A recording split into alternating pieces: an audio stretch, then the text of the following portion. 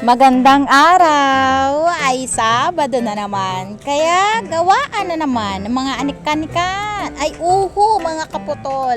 Ay agahan nga ho talaga naming maggawa dito dahil nga halos sobrang tagal na din talaga. Hindi matapos-tapos ang aming dirty kitchen. Ngayon nga na may padating na naman na bagyo mga kaputol at paratingin na nga daw siya sa Lunes. Ako'y kinakabahan na naman. Ay aming bahay ay sirang na sira.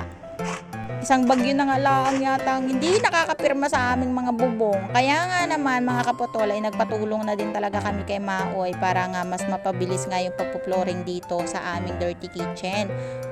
Habang naghahalo si Maoy doon ay eto nga si Mister ay nagbutas na nga ng sa may pintuan para nga may harang dyan sa ating dirty kitchen. Tapos yun yung ating dirty kitchen na kailangan ng flooringin. Gayon nga ho na hindi talaga ako pwede kapag hindi nga ho flooring. Mahihirapan din talaga ako magluhod-luhod dyan. Kasi minsan kapag nandito na nga ako sa bahay at wala na nga ako sa trabaho, hindi ko na talaga ginagamit yung aking prosthetics mga kaputol. Kasi pinakapahinga din talaga ng aking paayon. Ay sabi ko nga kay Mister, ay igihan niya nga ho talaga yung pagharang nga dyan. Tapos sabi ko hindi masyadong mataas para nga makaluhod pa rin ako kahit papaano. O diba mga kaputol? At nagumpisa na nga ho siya dyan ng mga harang nga ho ng dalawang hollow blocks para kahit papaano yung tubig ay hindi pumasok sa loob ng aming kusina. Ay mga kaputol, ang ginawa ho niya ay nagbutas na laang siya dyan sa may ilalim ng lupa para nga may daluyan ng mga tubig papunta sa labas para hindi nga maglata-lata, magkatulad dun sa dati naming kusina ba.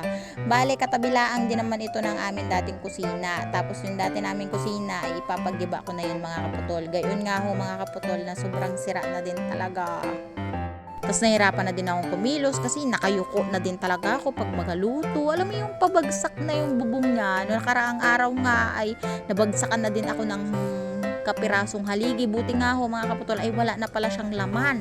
Gayon nga ho mga kaputol na inaanay, binukbukbok, basta lahat ng insekto parang nandun na sa aming bahay. Call a friend nga ho pala talaga kami kay Maoy. Gayon nga ho na para mas mapabilis din talaga yung aming pagpo-flooring dito. Ay sabi nga ni Mister ay simula na nga namin talaga mag-flooring ngayon habang ay hindi pa umuulan-ulan. Dahil mahirap na naman kapag sagsagan na naman ng bagyo.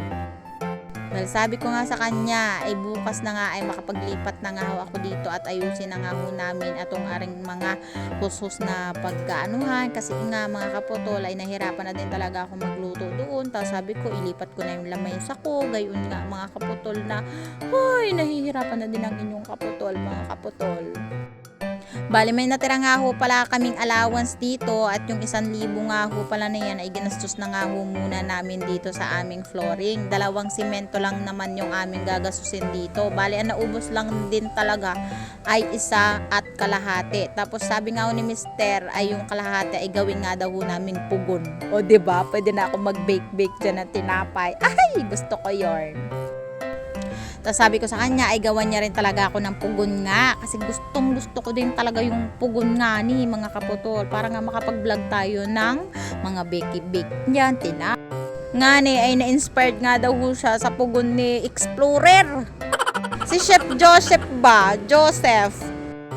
Nang malapit na din talaga siyang matapos, ay sabi niya nga nakaramdam na daw talaga siya ng gutom. Kaya agad-agad ko na din talaga silang sinandukan. Gayon nga na 12:00 na din talaga. Ay patanghali na din talaga mga kaputol. Kailangan na din talaga nilang kumain at magmerienda. Ay sabi ko nga sa kanya, ay wag na kayo magmerienda, kumain na lang kayo dahil wala na tayong pera.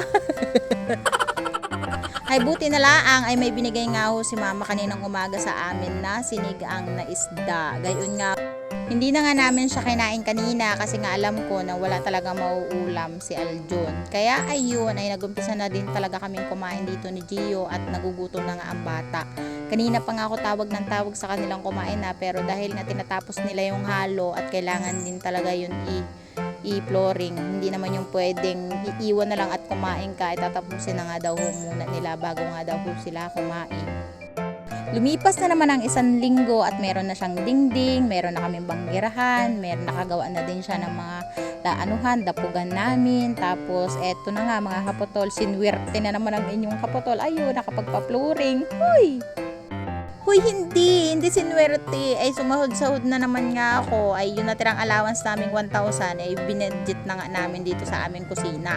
Bala ko nga po pala sanang bumili na laang ng lamesa namin dahil sira na yung lamesa namin. Kasi nga, ay wala na rin talaga siyang paa. Parang yung may-ari, walang paa. PWD na din talaga siya, mga kapotol.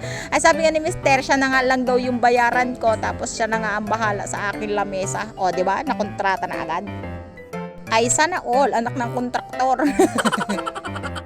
Sarap nga ng kain namin dito ni Gio habang nga sila nagtatrabaho doon sa Dirty Kitchen. Ay, press na press naman ang lula nyo. Talaga naman kanina pa yan nakabalot ang buhok. Kahit tuyong-tuyo na. Tapos alam niyo yung galak ko kasi nga malapit na siyang maayos. Tapos sobrang excited ko na kasi nga malapit na din siya talagang makapagluto doon. Tapos ililipat ko na yung mga kagamitan ko doon. O diba, yung mga kaanik-anikan ko.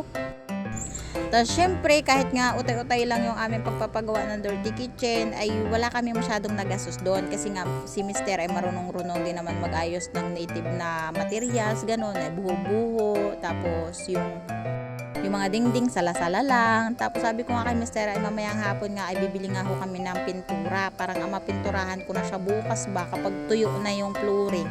O diba? Another content. At eto na nga yung part 2 ng aming Dirty Kitchen, mga kapotol. Ay habang tumatagal ay natutuwa nga ho ako ng bahagya. Kasi gayon nga na nakikita ko din talaga siya ng paganda na ng paganda. Ay naiiyak ako.